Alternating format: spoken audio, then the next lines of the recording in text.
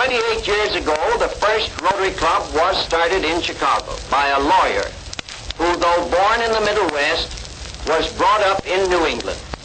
It was his idea to have a group of men of every line of business and profession who should, in the spirit of the Golden Rule, practice friendship and cooperation. From that club has grown the world movement of Rotary.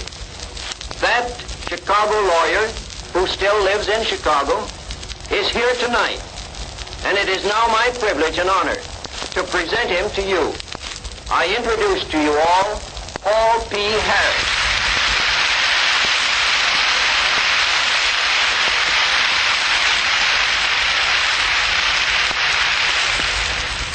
Friends of the air, it is a real privilege to address you.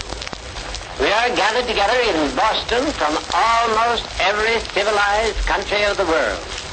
We come from the British Isles, China, Japan, European and South American countries, Australia, New Zealand, and many others.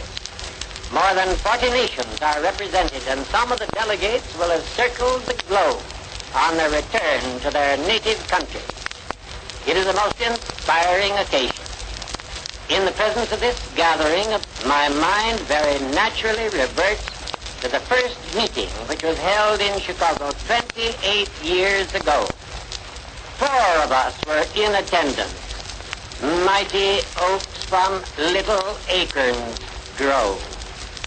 Perhaps there are 2 features of Rotary which more than any other challenge the attention of those who are not Rotarians.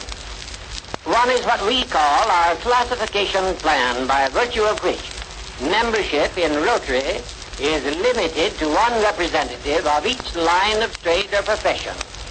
The other is the provision that neither racial, political, nor religious standards shall constitute barriers to membership. Through these 2 provisions, Rotary is thrown open to representatives of all walks of life, to representatives of all countries and all forms of religion. Would this seem to open the door to all manner of discord? One might think so. In fact, many have said that human ingenuity could hardly have devised a plan of organization more fraught with peril. Herein lies the genius and the glory of Rotary. The formula of procedure is indeed simple. While Rotarians differ in many respects, in 2 respects, they are in perfect accord. First, they believe that all nations are respectable and desire to be honorable in their dealings with other nations.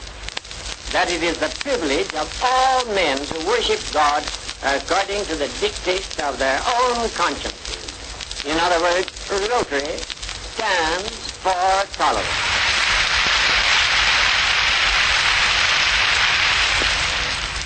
Second, they believe that all honorable vocations are entitled to recognition if they are used in the service of society.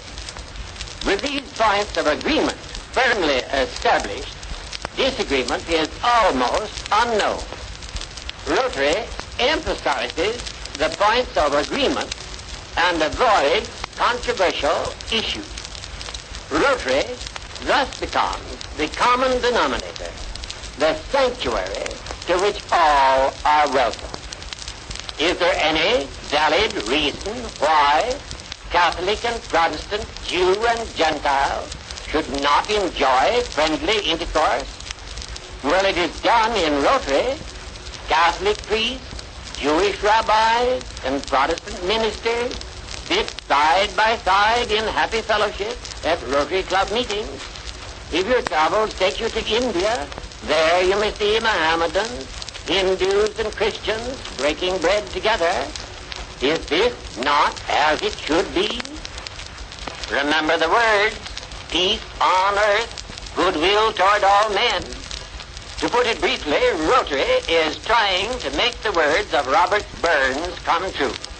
You'll remember then, the time will come for all that, when man to man shall brother be for all that.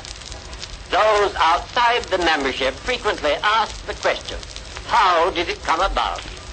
That's a hard question to answer.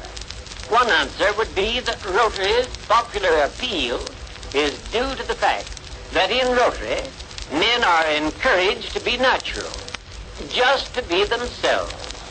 In this world where artificiality so abounds, it is refreshing to meet with groups who are not worshippers of cold, meaningless formalities.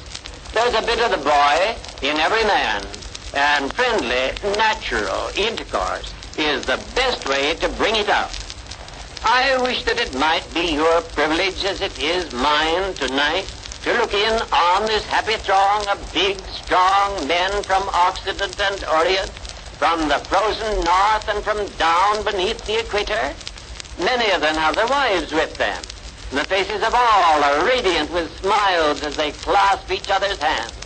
If you are here, I believe that you would agree with me in my conclusion that the words of the bard of air were not the expression of an idle dream, that they were indeed prophetic, and that the finest conception of human mind, the conception of universal goodwill and peace, will in God's good time be realized in very truth. Rotary in the final analysis is our way of life, a good, natural, wholesome, friendly way of life. The world is full of potential Rotarians who are not Rotarians in fact. Many of them are listening to me now. If you have the love of your fellow men in your heart, my friends, you are potential Rotarians.